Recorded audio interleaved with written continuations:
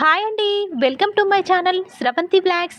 ఏంటక్క సబ్బులు సరుపులు షాంపూలు అన్నీ ముందు పెట్టుకొని కూర్చున్నావు, కిరాణం షాప్ ఏమైనా పెడుతున్నావా అని చెప్పేసి అస్సలు అనకండి.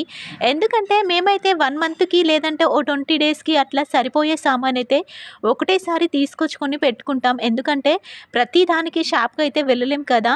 అయితే ఏదైనా ఒక సామాను తెమ్మని మా పిల్లలకైతే చెప్తే మాత్రం మా పాపను తెమ్మంటే మా బాబుని తెమ్మని అలా ఇద్దరు ఒకరినొకరు కొట్టుకుంటారు. ఎందుకొచ్చిన తలనొప్పి అని చెప్పేసి ఇలా అయితే ఒకటేసారి అన్నీ తీసుకొచ్చుకొని పెట్టుకుంటాం.